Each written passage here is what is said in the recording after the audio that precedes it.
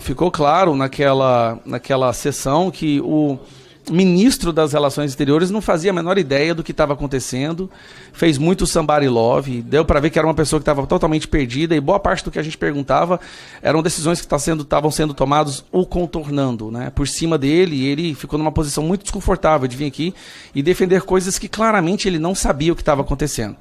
E por isso que a gente fez, acho que foi muito, muito fortuito essa audiência pública convocando o senhor, porque, ao que tudo indica, quem tem conhecimento sobre o que está acontecendo, que pode nos dar as respostas que nós tanto queremos, será o senhor. Durante a fala do senhor, o senhor disse assim que o Brasil hoje está sendo respeitado, ou voltou a ser respeitado. Olha, isso eu não sei de onde você tirou as informações para fazer tamanha declaração desconectada com a realidade, porque isso não é uma opinião da direita aqui do Brasil, não. Eu vou falar referente a centenas de artigos sendo publicados na imprensa internacional, preocupando com o viés que o Brasil está tomando nesses últimos 2 anos e meio. A forma como o Brasil tem se aliado apenas a ditaduras, a forma como o Brasil tem se aliado a terroristas, a forma como o Brasil tem adotado aqui as mesmas políticas totalitárias de ditaduras que assustam o mundo. Né? Foram várias, imprensa de esquerda muitas vezes, imprensa que normalmente tem um viés de esquerda nos Estados Unidos, na União Europeia, na Inglaterra, na França, na Espanha, Portugal, publicam artigos preocupando com o que está acontecendo no Brasil. Então, assim, é de extrema importância essa audiência pública, porque nós estamos diante da autoridade que mais aconselha Lula a decisões, falas e política externa. E também porque todo mundo aqui reconhece que o Brasil está tomando um caminho muito estranho, muito preocupante, nos tornando um país sendo visto pelo mundo como um país aliado às piores ditaduras do mundo. Então, vamos lá. Eu separei aqui apenas alguns fatos para confirmar que o que eu estou falando não é uma opinião de alguém que tem uma posição no espectro político. Eu sou de direita, eu tenho uma posição consolidada, eu falo abertamente, mas vamos lá. Eu peguei aqui artigos da imprensa que normalmente é conhecida por ser uma imprensa de esquerda. Lula se reúne com Nicolás Maduro, presidente da Venezuela, naquele vídeo terrível onde ele fala que o Maduro é bonzinho. Ele faz questão de puxar o Maduro na frente das câmeras e dizer, olha, tá vendo? O Maduro é bonzinho. Nesse mesmo dia, seguranças do Maduro deram um murro numa jornalista brasileira. E eu não vi uma nota do Lula de repúdio a isso, eu não vi uma nota do senhor Celso Amorim ou do Mauro Vieira. Um ditador, narcotraficante, veio ao Brasil, segurança dele bate numa jornalista da Globo, se eu não me engano, e não houve nenhuma reação. Vamos lá. Na Venezuela, Celso Amorim diz acompanhar eleições sem incidentes e destaca a participação repressiva. Senhor Celso, o mundo inteiro, até presidente do Chile, que é um de extrema esquerda, reconhece que as eleições na Venezuela foram fraudadas. O mundo democrático, o mundo livre, se recusou a reconhecer o resultado das eleições na Venezuela, mas o Brasil não. O Brasil fez o maior somebody love, se evitou de todas as formas, inclusive o senhor foi chamado de amigo numa das falas do Maduro, onde ele usa o Brasil para confirmar que as eleições foram realmente eleições fidedignas. Ele usa o senhor e chama o senhor de amigo. Meu amigo Celso Amorim veio aqui, para demonstrar que tudo havia acontecido perfeitamente. Então essa situação da Venezuela escalou a tal ponto, onde agora ela é conhecida no mundo como não só uma ditadura, mas também que ajuda o narcotráfico internacional. E agora tem porta-aviões, destroyers e 4.000 membros do exército americano à beira da sua fronteira. E vamos ser sinceros, o Maduro não dura mais algumas semanas. Acredito que em horas, infelizmente, o senhor vai ter um amigo aniquilado por ser um narcotraficante, ditador, causador da miséria, né, que causou inclusive genocídio no seu próprio país, com milhares de pessoas que desapareceram, foram executadas em nome dessa tal democracia relativa. Eu dito isso porque o senhor chegou a mencionar sobre o genocídio na Palestina, mas eu nunca vejo ninguém da esquerda falar sobre o genocídio da Rússia na Ucrânia, o genocídio do Maduro no seu país, ou o genocídio causado por Fidel Castro, Che Guevara em Cuba. Parece que é o genocídio do bem, ou é a ditadura relativa, como é a nossa democracia? Bom, eu queria muito entender o posicionamento ideológico desse governo. Por isso eu trouxe essa imagem aqui. Eu não sei se o senhor reconhece essa imagem. O senhor consegue reconhecer? Você poderia levar para ele, por favor? Essa aqui é a imagem de um livro que o senhor escreveu um prefácio. se eu não me engano, certo? Esse é um livro que defende o Hamas, ou o lado democrático do Hamas. E aí eu gostaria muito que, assim, eu acho que a gente precisa de uma explicação, porque é muito preocupante. Esse é um livro que foi escrito para defender o Hamas. Inclusive, esse cidadão que está aqui do lado é o Ismael Haniyeh, certo? Líder do Hamas, que recentemente foi executado. O mundo está um pouco melhor agora. Eu não sei se ele era amigo seu ou não, mas foi executado. Esse cidadão foi executado pelo fascistão do Donald Trump, um dos piores e mais sanguinários e demoníacos, diabólicos líderes de grupos terroristas que o mundo já viu. Foi executado recentemente. Por que eu estou falando e levantando essa capa? Celso Amorim assinou o prefácio de livro que exalta o lado diplomático do Hamas. Celso Amorim assinou o prefácio de livro que exalta o lado diplomático do Hamas. Qual é o lado diplomático do Hamas? Cortar a cabeça de crianças? Estuprar mulheres e depois queimá-las vivas? Eu queria muito entender. Qual é o lado diplomático do Hamas? Imagina ter isso na história, na sua biografia, senhor. Aí nós estamos essa preocupação. Recentemente teve um evento lá na Rússia com os piores, mais sanguinários, psicopatas, ditadores do mundo, onde nenhum país democrático fez questão de mandar emissário. Mas o Brasil foi. O Brasil foi e participou desse evento. Depois teve um evento no Irã, que também só psicopata, ditador, sanguinário, assassino, vagabundo, cretino, compareceu, mas estava lá o Alckmin, ao lado, inclusive dessa pessoa que foi executada. Lá no Irã. Esse é o caminho que o Brasil está indo. Aí você fala, o Brasil está sendo respeitado. Bom, pode ser, mas depende de qual grupo o senhor esteja se referindo. Se for narcotraficantes, ditadores, assassinos, psicopatas, a pior escória da humanidade, eu acredito que o Brasil não só está sendo respeitado, mas ele está sendo celebrado. Em 2010, o senhor também defendeu o Irã na ONU. O Irã, que hoje é o maior fornecedor de armas, financiador de terroristas. A ONU tentou impor uma sanção em cima do Irã e o senhor defendeu o Irã. Então eu gostaria de entender isso. Aí tem mais matéria. Celso Amorim na contramão dos interesses nacionais para não comprar canhões do Israel. Estados Unidos não praticam diplomacia, disse Celso Amorim. Aí eu pergunto, diplomacia é o quê? É visitar ditador, narcotraficante? É fazer prefácio para terrorista? É dizer que um grupo terrorista é, na verdade, um partido político? O que é a diplomacia? Aí muitos se perguntam, mas os Estados Unidos não querem nos receber, os Estados Unidos fecharam as portas para nós. Eu fecharia. Eu não ia sentar para conversar com alguém que apoia terrorista. Eu não ia sentar para conversar com alguém onde esse cidadão aqui do Hamas gravou um vídeo de apoio a Lula e de agradecimento ao Lula.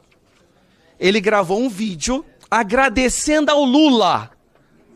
Olha. Gente, é porque a gente escuta tanta loucura nas nossas vidas, mas deixa isso assentar no seu sistema encefálico. O líder do Hamas grava um vídeo de agradecimento ao Lula. Aí os Estados Unidos quer colocar o PCC e o Comando Vermelho como um grupo terrorista porque eles estão lavando dinheiro do Hamas, do Hezbollah, do Houthis, de todos os grupos terroristas. O que o Lula faz? Manda emissário nos Estados Unidos para pedir para os Estados Unidos não fazer isso. Por favor, não coloque eles no grupo terrorista, não. Porque são eles que financiam os nossos candidatos, as nossas campanhas, são eles que nos ajudam, são eles que ajudam a treinar para a gente colocar a gente no Ministério Público, né, advogados. Se você acabar com o PCC e o Comando Vermelho, o que vai ser da esquerda? Quer dizer, está passando por um período ruim. Maduro, seu amigo, vai ser aniquilado, você sabe. Isso é questão de horas ou dias, vai ser executado. Nós tivemos agora na Bolívia uma eleição onde os dois candidatos que foram para o segundo turno são de direita. E um deles já falou claramente que vai se aliar aos Estados Unidos para combater o narcotráfico na Bolívia. Inclusive falou que o Brasil é o ponto de distribuição de toda a cocaína produzida na Bolívia. Falou agora, hoje de manhã. Então vai ficar difícil para a esquerda aqui, né, Farrur? Então assim, nós estamos preocupados. Essa sanção que veio dos Estados Unidos, essa tal Magnitsky, que o Flávio Dino quis inventar um trem para derrubar.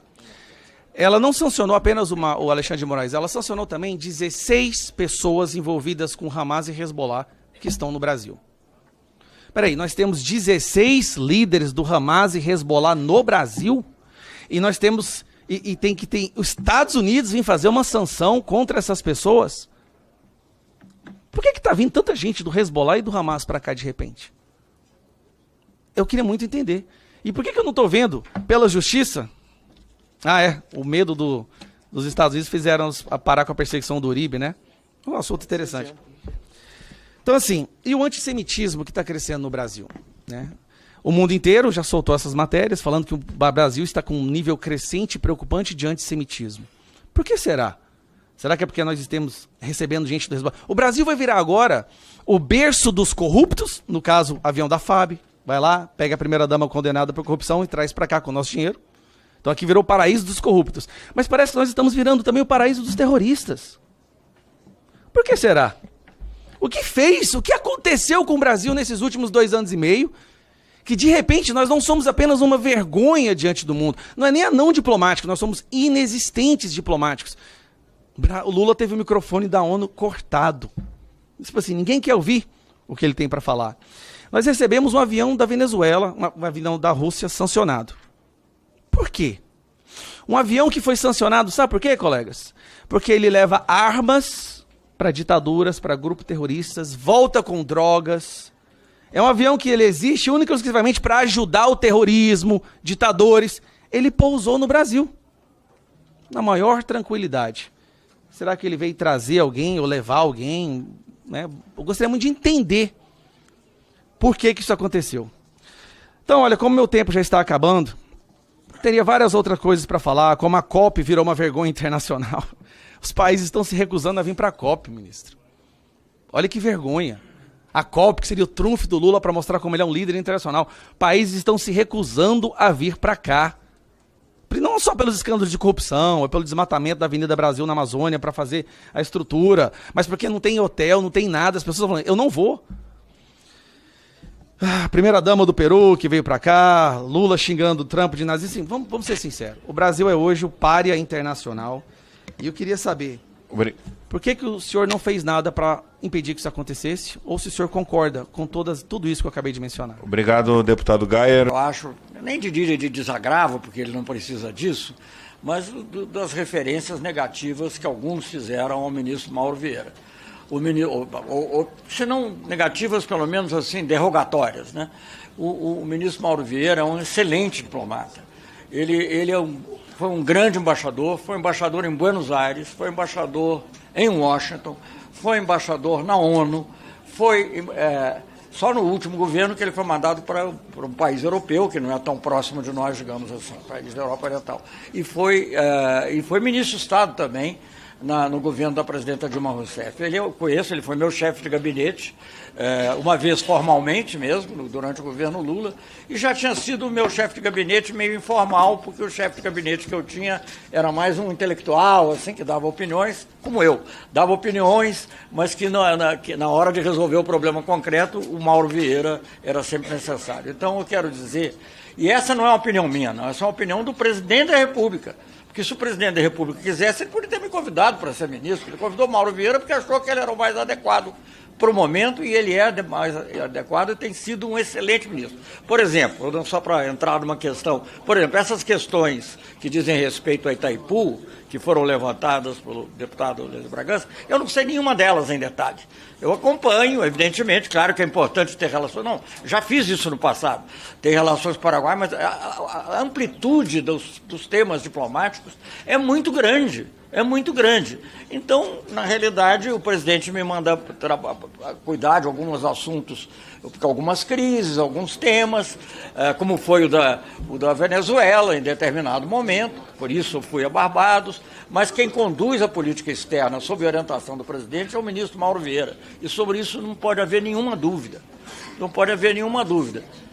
Talvez eu, pela minha idade, tenha mais liberdade de falar, um pouco menos cauteloso, e isso possa dar uma impressão falsa. Mas, obviamente, eu não posso concordar com nenhuma dessas questões. E sempre, em todos os assuntos, a nossa coordenação tem sido perfeita. Eu, na realidade, me sinto conselheiro do presidente e conselheiro do Mauro também, porque eu tenho 63 anos de ligação com a vida diplomática. Né? Passei por vários governos, fui ministro do governo Itamar Franco, fui embaixador do presidente Fernando Henrique Cardoso, em postos cruciais. Então eu procuro defender o interesse do Brasil. Claro que a gente pode discordar, e é por isso que eu vou tentar dar algumas respostas aqui ao que foi falado. Não sei se vou... agradeço até os que se referiram da discordância com gentileza e respeito, que é como eu também pretendo tratar. Agora, eu vou responder algumas das questões que eu não sei se eu vou poder receber todas. Bom, com relação à Venezuela, eu já falei muito, mas o nosso objetivo aqui era tentar pacificar. Nós mantivemos um diálogo muito importante com o presidente Chávez. E graças ao... Aliás, não foi sozinho. O presidente Lula, quando propôs um grupo de amigos da Venezuela, ele propôs e foi imediatamente aceito por todos, inclusive pelos Estados Unidos. O Colin Powell, na época, eu fui a uma missão na OEA, ele deu uma entrevista coletiva comigo para ver se que aquela era a solução, porque o grupo de amigos foi o que permitiu que houvesse o referendo revocatório, enfim, uma longa história. Eu não estou dizendo que... Você não precisa concordar com todo mundo. Nós tínhamos uma boa relação com o Uribe, ele agora até está condenado por corrupção, mas ele era de extrema direita, de direita, vamos dizer, não sei se é extrema direita. Mas vinha aqui, cada vez que ele tinha um problema, ele não ia para Washington. Ele vinha ao Brasil, porque ele sabia quem podia conversar com o Chávez e ajudá-lo a resolver um problema lá na fronteira, ou do que ele dizia que era apoio às Farc, sei lá, era o Brasil, não era os Estados Unidos. Até hoje a gente ouve, às vezes ouve, digamos assim, em voz baixa, porque as pessoas têm muito medo de ser punidas, mas houve até de autoridades americanas que o único país que pode ajudar numa solução da Venezuela é o Brasil. Mesmo nos Estados Unidos tem duas linhas. Os Estados Unidos tem um enviado especial do presidente Trump negociar o petróleo lá, e troca prisioneiros ou outras questões, e vai um outro dizer que tem que praticamente invadir, não sei se usou essa palavra, mas enfim, que é colocar força militar. Então, essas questões da diplomacia não são questões simples, não são questões só como escolher um time de futebol. Então a gente tem que entender com quem a gente pode conversar. Aliás, o Kofi Annan, que foi secretário-geral da ONU, ele dizia uma frase que eu gosto muito, eu acho que é um grande ensinamento. É preciso a gente saber conversar com os adversários, com os amigos não precisa, tá? É só ir seguindo, fazendo e tal, vai tudo mais ou menos. Então eu acho que é preciso ter esse tipo de relação. E eu acho que a gente tem que ter esse tipo de relação. Houve uma referência à capa que eu escrevi ao Hamas, eu não sei se eu estava certo ou errado, mas naquele momento, em primeiro lugar, é o seguinte: a maioria da população na Palestina, incluindo na Cisjordânia, apoiava o Hamas. E aquilo era um processo um processo de negociação de paz. Como é que você poderia trazer esse processo para uma coisa mais importante, que era o reconhecimento do Estado de Israel? Era esse o nosso esforço. Então, como havia uma ala, aparentemente perdeu, mas aliás há muitas versões sobre também, digamos, a ação do 7 de outubro, né? A relação do 7 de outubro, e inclusive informações de inteligência que não foram levadas em conta. Mas o nosso objetivo era encontrar a paz. O governo da OTAN, como o da Turquia, tinha um representante do Hamas lá. Então você tem que conversar com seus adversários, você tem que conversar com aqueles com quem você discorda. E isso é válido para todos, a não ser quando chega uma situação extrema. Hoje em dia não há condições de conversar, obviamente. Mas também não há condições, praticamente, não estou comparando, cada um tem seu nível, com o atual governo israelense. Isso não é uma noção só do brasileiro. Os países europeus, progressivamente, como eu já disse aqui, não quero me repetir. Mas, enfim, alguém alegou aí, eu já me lembro, desculpem aí, eu mantive a lista, de que o Brasil não reconhece o Holocausto. Reconhece, obviamente que reconhece, deplora. O presidente Lula visitou o Holocausto, eu visitei, já tinha visitado antes, e visitou o Museu do Holocausto. Foi abrir aqui uma entidade também voltada para isso.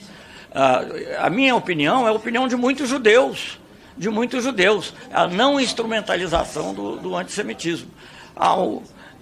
Michel German é uma pessoa totalmente respeitada, ninguém vai dizer que ele é, não sei, uma coisa que eu tenho que repudiar, mesmo não sendo da minha alçada, estava aqui é a ideia de que o governo do presidente Lula pode ter sido financiado pelo narcotráfico.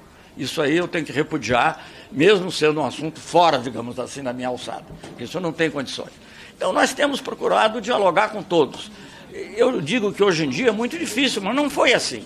Eu tive com o Ariel Sharon, pouco depois da retirada das... Estou me estendendo muito, você me fala, mas é porque... Pouco depois da retirada dos assentamentos em Gaza, foi uma conversa normal. Discordamos em muitos pontos, concordamos em outros, mas havia diálogo. Hoje em dia não há. Hoje em dia não há. Não é só o Brasil. Não é o Brasil, os países, crescentemente, países europeus, a Alemanha, que coloca isso como uma questão de Estado, diz que não vai vender armas que possam ser usadas em Gaza. Né? Sem falar em vários países que tomaram a decisão recente de Espanha, França, Eslovênia, Irlanda, não vou lembrar de todos, de reconhecer o governo palestino. Então, a nossa posição sempre foi uma posição pelo diálogo, sempre foi a favor do diálogo, sempre foi a favor do reconhecimento de dois Estados, vivendo em segurança um com o outro, e vizinhança, e de maneira viável. Essa sempre foi a nossa posição e não mudou. Alguém mencionou, um outro deputado, acho que não está aqui agora, mencionou o Irã. Nós não fizemos o acordo em 2010 por ser amiguinhos do Irã. Nós tínhamos uma relação até relativamente pequena com o Irã, até cresceu muito durante todos os governos, econômico, comercialmente, inclusive o último governo. Aquilo foi um pedido que nos foi feito pelo presidente Obama. Não sei se o senhor também fez essa pergunta.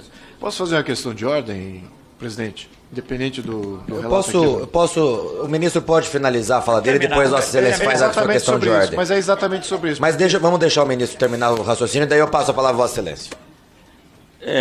Enfim, acho que foi o deputado que falou antes do senhor.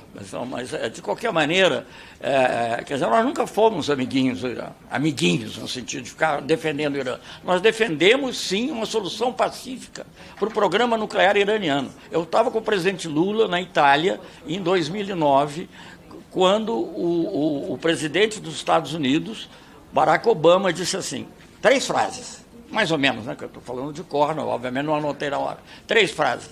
Eu estendi a minha mão e não foi correspondido. O programa nuclear iraniano é o mais grave problema de segurança atualmente no mundo. E eu preciso de amigos que falem com quem eu não posso falar. Então, presidente, assim respondendo parte também a uma pergunta sua, nós temos que falar com outros estados. Volta ao Kofi Annan. Você não precisa falar com os amigos. Você pode, deve, é agradável. Mas você tem que falar com os diferentes, com os adversários, com todos. E na questão do Irã, não vou dizer que nós éramos adversários, mas nós estávamos ali a pedido dos Estados Unidos, e quando houve uma dúvida, o presidente Obama mandou uma carta, que depois eu fui obrigado a vazar, para impedir que prevalecesse mentira, mandou uma carta reiterando os pontos que ele queria que o Irã seguisse. E ele seguiu, surpreendentemente. Eu conheci a pessoa que eu acho que provavelmente escreveu a carta do Conselho de Segurança Nacional norte-americano. Eu falei, eu sei porque vocês escreveram a carta, porque vocês acharam que a gente ia e não ia conseguir. E aí vocês iam dizer, nem o Brasil e a Turquia, que é um país da OTAN, mas é um país mais... conseguiram. E portanto, teriam mais crédito para continuar sancionando o Irã. Bom, sobre os BRICS, eu não sei se entendi perfeitamente a natureza da questão, mas eu acho que alguém, não sei se foi o próprio deputado, falou que a diversificação era muito importante. Isso está ocorrendo. A mesma ação norte-americana há 25 anos atrás teria sido trágica para o Brasil. Não sei se essa vai ser ou não, eu acho que nós estamos vivendo um momento muito complexo mesmo, mas teria sido trágica, porque era 25% das nossas exportações iam para os Estados Unidos. Hoje são 12%. É ruim, é mau, e atinge os plantadores de manga na Bahia, atinge certamente outros agricultores na Paraíba, como foi mencionado aqui, atinge o setor de máquinas em São Paulo, atinge. E nós temos que encontrar soluções para isso. O governo está muito dedicado a isso. Claro que aí não é a minha tarefa principal, mas, obviamente, tento acompanhar e ajudar no que eu posso. Agora, eu quero dizer uma coisa também que eu acho muito importante. Não é só uma questão de briga Brasil e Estados Unidos. Eu acho que o Brasil realmente é um caso singular, porque que eu saiba, o único em que abertamente é misturada a questão política com a questão de tarifa. Mais abertamente. Não estou dizendo que não haja outras motivações, mas é mais abertamente. Mas a própria ação inicial de aumentar tarifas, unilateralmente, decreta o fim da Organização Mundial de Comércio. E o Brasil, que aliás foi muito convencido pelos próprios Estados Unidos e União Europeia de que a gente devia ter um papel construtivo, e tivemos na criação da Organização Mundial de Comércio, que é a sucessora do GATT, que é, digamos, criada uma criação norte-americana, né? O fim do sistema multilateral de comércio vai causar mal ao mundo inteiro.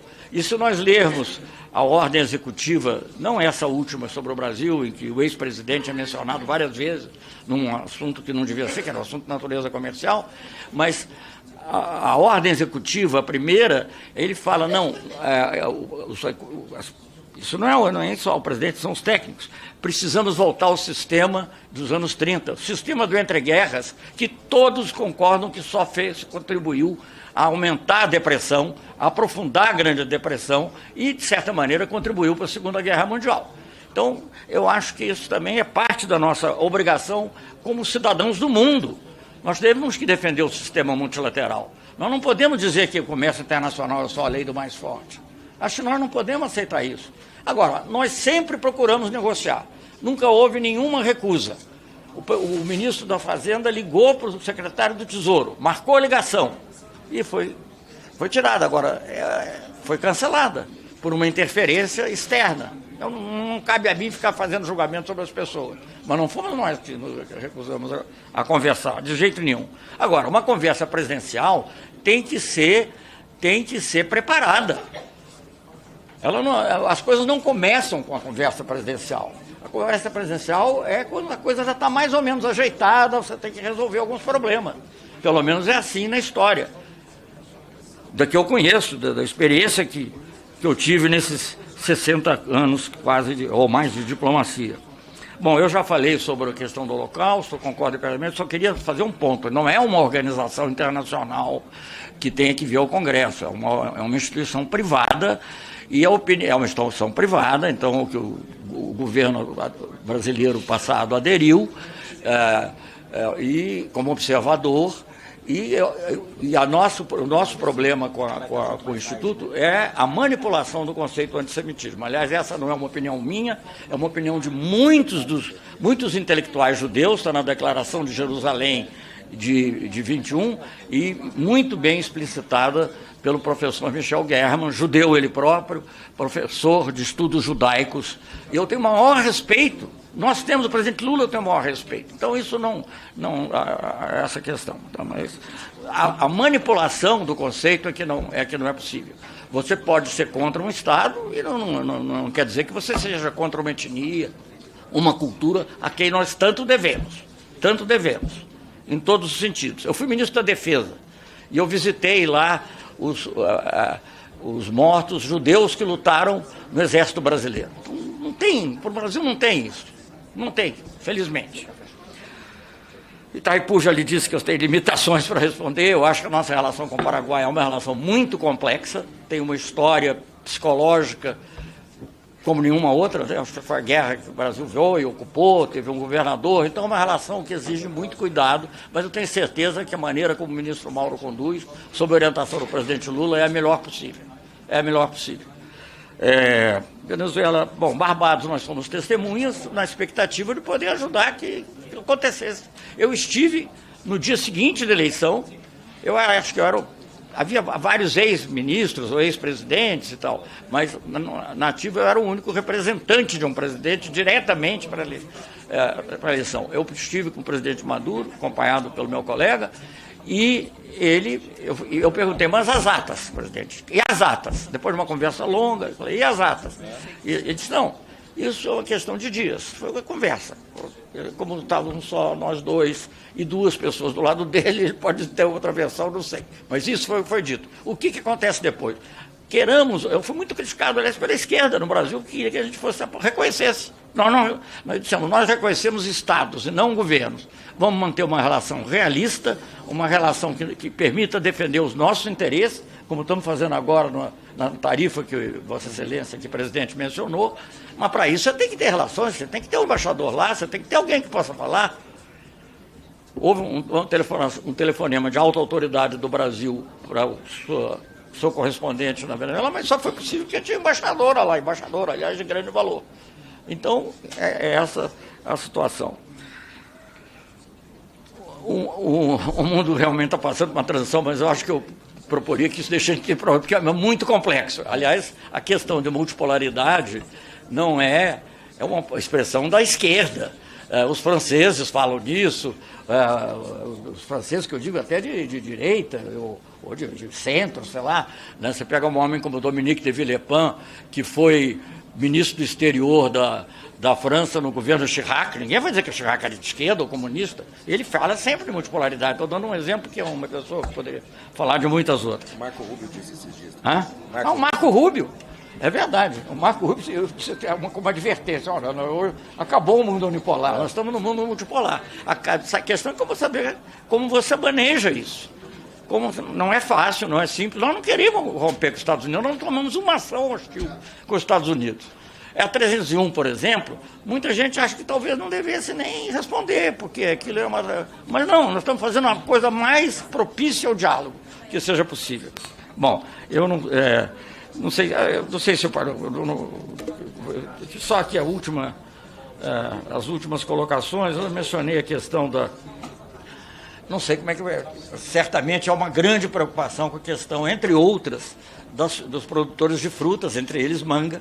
Nós estamos procurando muitos outros mercados, aliás, o deputado mencionou isso, deputado, não só nos BRICS, não. O presidente foi ao Japão, foi ao Vietnã, vai estar convidado para a reunião da ASEAN, que é a mais importante, não tem nenhum país.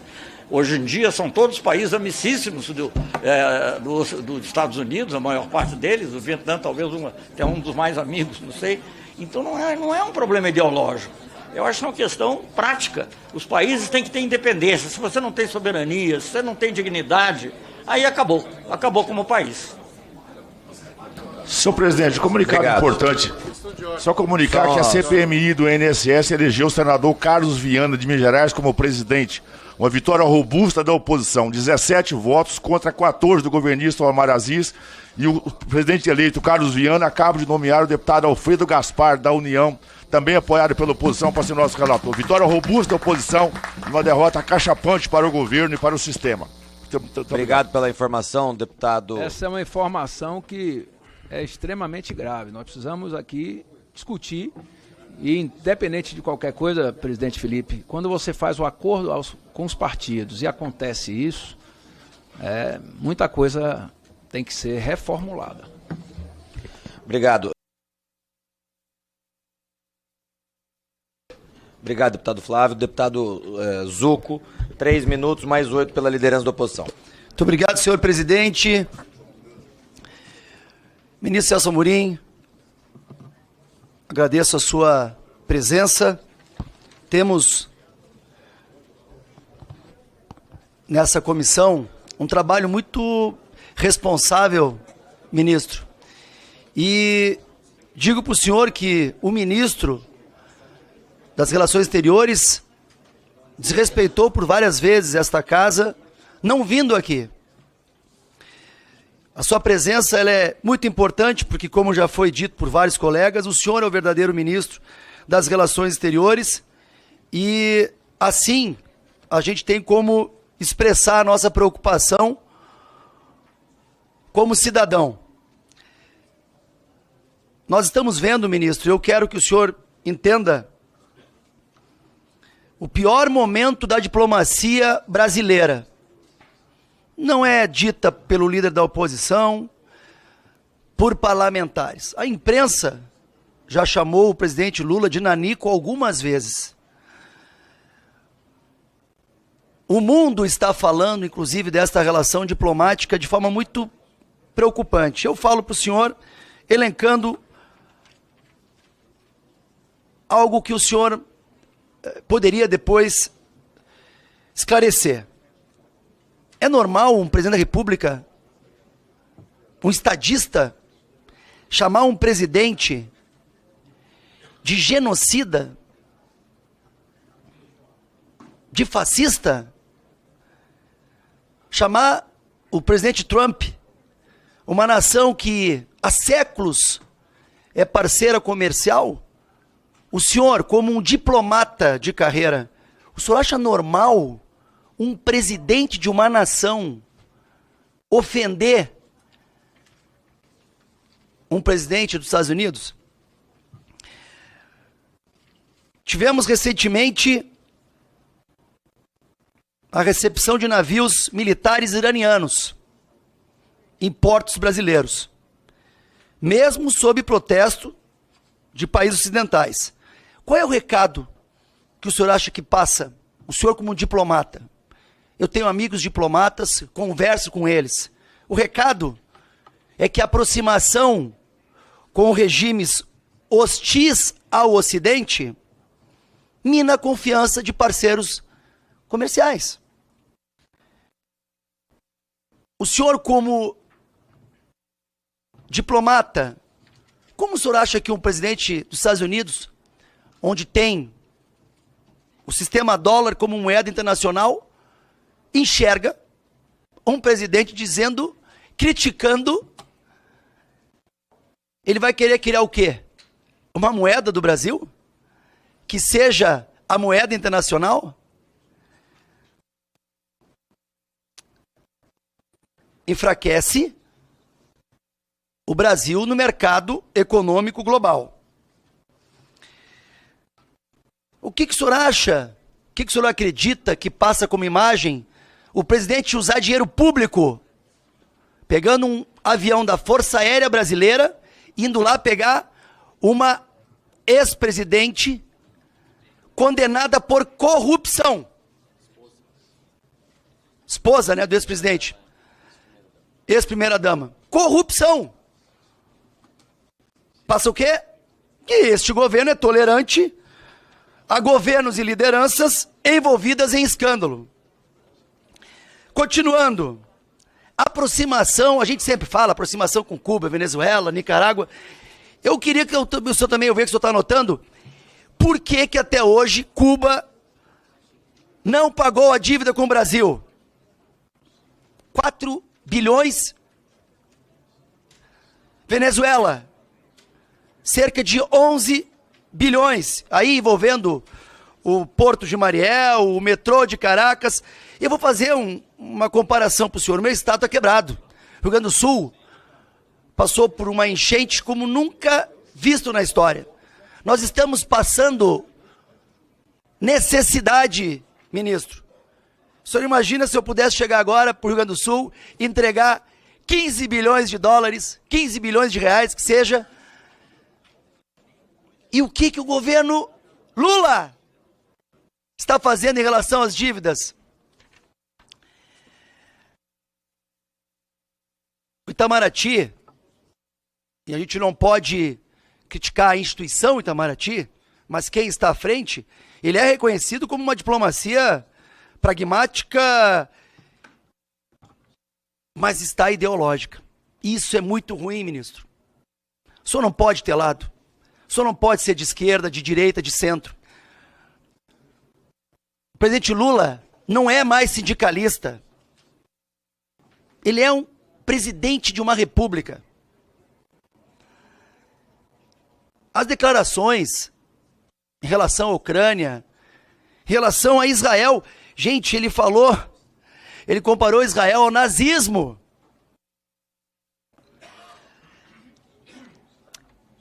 Eu queria falar para Vossa Excelência, sinceramente, que não é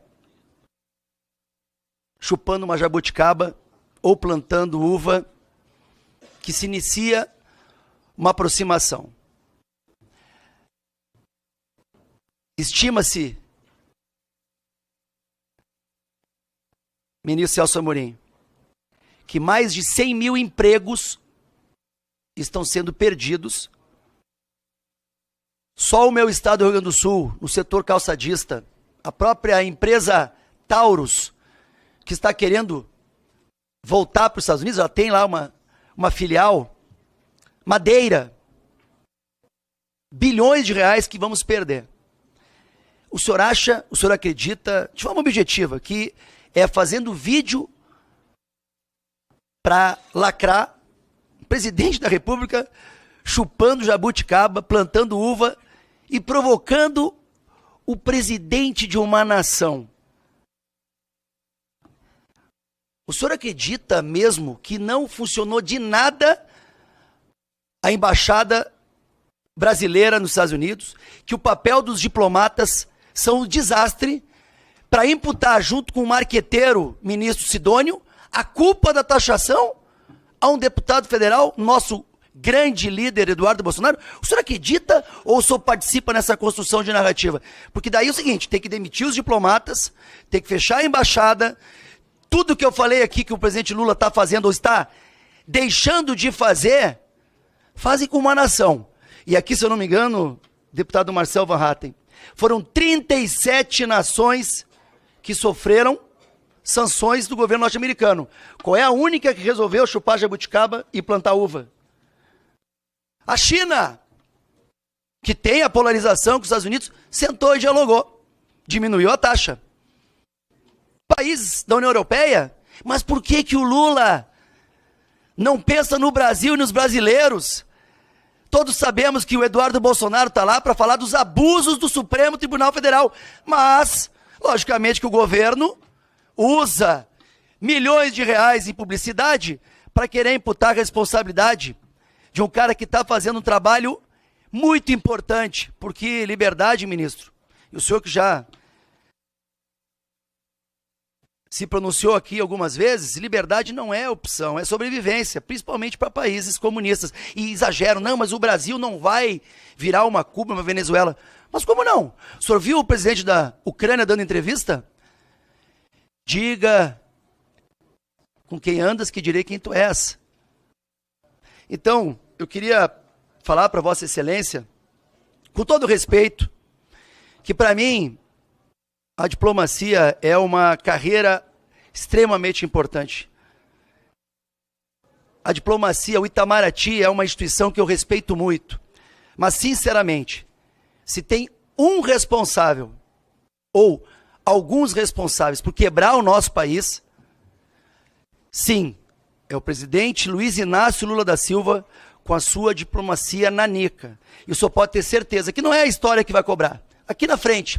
Porque enquanto ele não parar de gastar dinheiro com viagens luxuosas e também gastar dinheiro com uma viagem por Estados Unidos, sentar e dialogar, quem vai sofrer, ministro, não é o senhor que tem um belo de um salário, não sou eu que tenho um belo do salário, quem vai sofrer é o cidadão comum, é a dona Maria, é o senhor Pedro, que vão perder o emprego, que não vão ter o que comer, enquanto um irresponsável de um chefe de Estado está fazendo uma diplomacia, ou melhor, não está fazendo diplomacia no momento mais delicado da história do país. Não estou falando aqui que a gente não... Inclusive todos nós somos contra a taxação, que fique bem claro. Todos nós, direita, esquerda, centro. Agora, se o senhor não orientar o seu presidente para que ele tenha a humildade de pegar um telefone, que gastar dinheiro com viagem ele gasta, mas se ele não, que ele ligue e não mande recado, marque uma audiência e vá lá negociar. Porque pode ter certeza, ministro, se são 100 mil pessoas que vão perder o emprego agora, se são cerca de 30 bilhões já de prejuízo, cada dia aumenta essa conta. E nós teremos um retrato de um país acabado em função do governo de Vossa Excelência. Era isso, senhor presidente. Eu vou passar a palavra ao ministro Celso Amorim para que ele possa responder os questionamentos e já vou deixar registrado que após o ministro responder os questionamentos, nós vamos suspender por 5 minutos para que o ministro possa ir ao banheiro. No retorno, nós vamos ouvir, não apenas o ministro, eu também estou precisando, que fique claro. E depois, no retorno, nós iremos ouvir de imediato o deputado Arlindo Chinaglia, depois o deputado Marcel Van Hatten, deputado Elton Welter, deputado Rui Falcão. Então, com a palavra o ministro Celso Amorim. Isso é depois, no terceiro bloco. Presidente, eu acho que muitas das perguntas que foram feitas, várias das perguntas que foram feitas mais recentemente, já tinham sido respondidas antes. Não tenho nenhum problema aqui de repetir, mas é apenas prolongar a sessão. Por exemplo, na questão de qual é o meu papel dentro do governo, eu comecei por isso. Aliás, talvez possa até mandar um texto escrito para o deputado que se referiu a isso. As questões de política interna, eu vou deixar os meus colegas e amigos tratarem, porque eu não vou entrar nessa questão, porque eu acho que compreendo que Vossas Excelências queiram falar, eu ouço, mas eu não vou ficar dando resposta, porque não me cabe. Não me cabe. Eu posso, digamos, fazer comentários específicos sobre questões específicas. Uma das questões específicas é o prejuízo que está tendo, por exemplo, a indústria de calçados. Eu compreendo perfeitamente o que disse o deputado, até porque eu lidei muito com o problema de comércio, até a gente brincava às vezes que o Brasil, na realidade, não vende, o Brasil é comprado. Então, quer dizer, no sentido dos calçados que já são feitos para um mercado determinado, é difícil mesmo, não há a menor dúvida a respeito. E o que nós podemos fazer internamente é o que está se tentando fazer. Eu não sei dizer exatamente tudo, mas o esforço é muito grande com a participação de vários órgãos do governo. A minha participação nisso é marginal. Eu dou informações sobre como é a Organização Mundial de Comércio, como são as disputas lá. A Organização Mundial de Comércio está muito enfraquecida. No tempo nosso em que eu fui ministro do presidente Lula, nós ganhamos duas ações muito importantes, uma de algodão e outra do açúcar. Mas por que nós ganhamos? Porque nós nos empenhamos, evidentemente, mas também porque havia uma organização que julgava as questões multilaterais. O comércio era julgado de maneira, nada é totalmente imparcial, mas de maneira razoavelmente imparcial. E nós ganhamos. Ganhamos duas ações importantíssimas, uma contra os Estados Unidos e outra contra a União Europeia. E conseguimos negociar, não sei se tem alguém aqui do setor algodoeiro, um acordo que foi... Não fomos intransigentes também, aceitamos a proposta que foi feita, no açúcar foi muito importante em relação à Europa. Então, agora, o que acontece é que hoje a questão não há nenhuma recusa em negociar, pelo contrário. O ministro da Economia, um dos ministros mais importantes do Brasil, eu já disse isso várias vezes aqui, mas tem que dizer de novo, porque as pessoas não estavam, marcou a hora com o secretário do Tesouro, e essa hora foi desmarcada.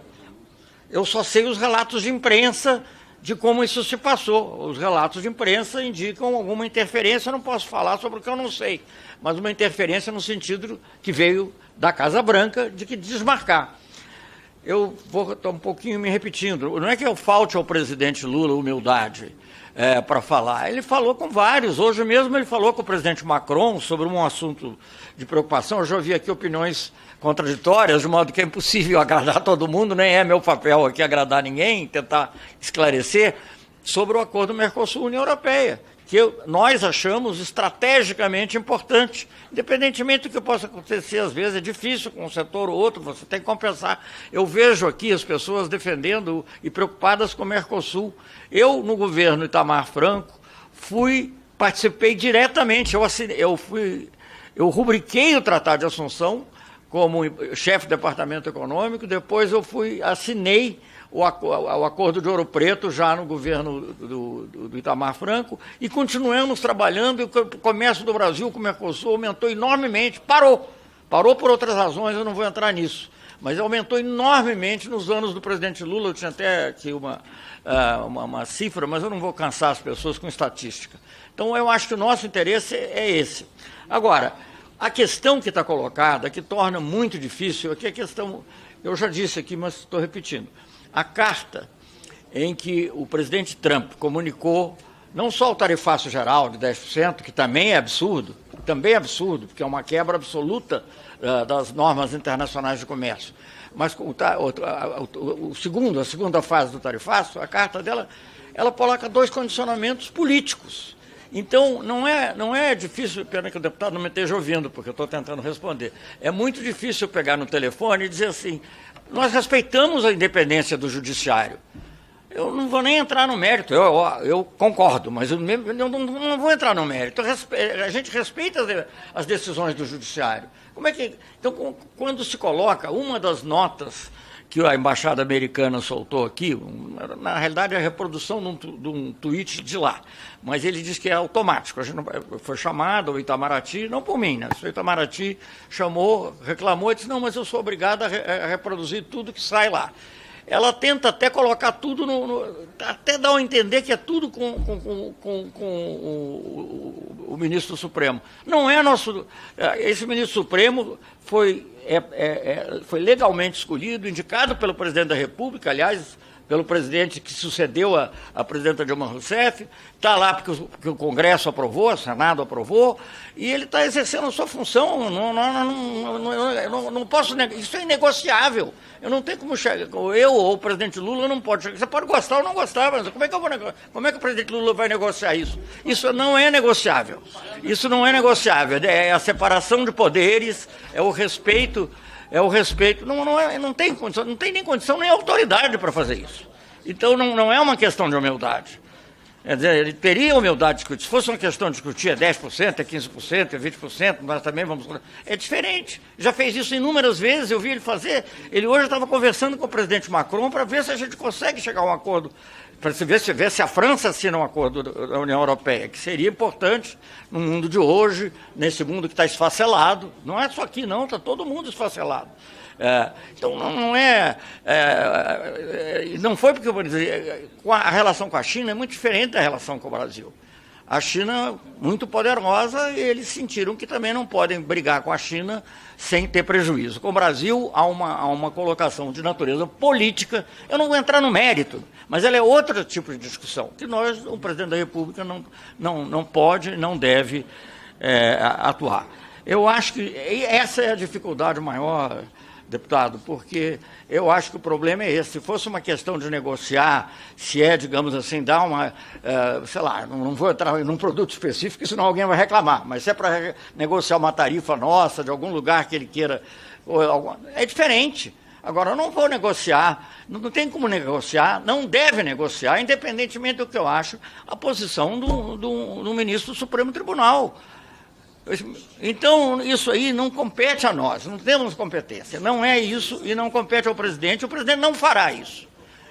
Não é por um conselho meu, não tem nem... Isso é uma coisa da integridade do país. No dia que o país permitir que uma autoridade estrangeira nomeie ou demita um ministro da sua Corte Suprema, pode esquecer, não é mais país.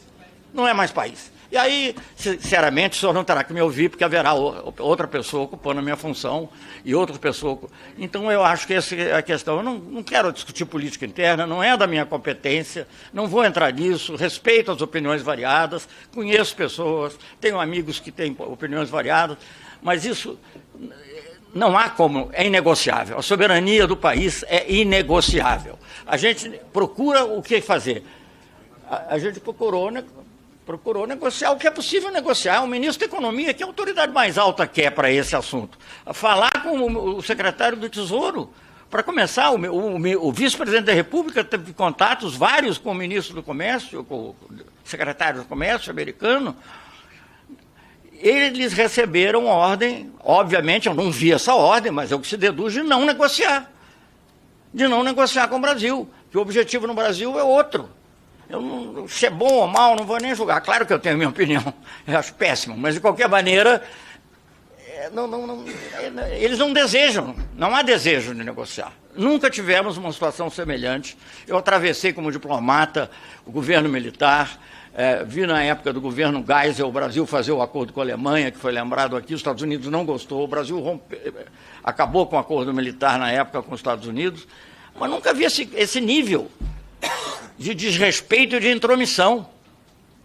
Eu acho que isso, sinceramente, é uma opinião meio geral. Não sei especificamente o que eu ouvi, as principais... Um minutinho mais. as principais... Não há ideologia. O presidente Lula teve uma excelente relação com o presidente Bush. O presidente Lula condenou a invasão do Iraque. Não fizemos a ALCA, que era um projeto que o presidente Bush queria levar adiante, e, apesar disso, tivemos excelente relação, porque não houve interferência. O presidente Bush veio 2 vezes ao Brasil durante o mandato do presidente Lula, botou o capacete da Petrobras, uma pessoa que da minha idade jamais imaginaria que poderia acontecer para ter uma cooperação em relação ao etanol. Então, não há nenhuma ideologia nisso. Há defesa do país e da consciência nacional. E eu acho que isso não se vende, não se troca, não se empresta, isso se defende. Obrigado, ministro. Então... Senhor presidente, caros colegas parlamentares, ministro Celso Amorim, e todos chamam de ministro, inclusive pela carreira que Vossa Excelência tem pregressa de ministro de Estado de 3 presidentes da República, embaixador na missão brasileira em Nova York, embaixador em Londres, hoje chefe da assessoria especial da Presidência da República. E é por isso que todos aqui perguntam se Vossa Excelência não é o ministro de fato, enquanto Mauro Vieira seria apenas um ministro de Direito.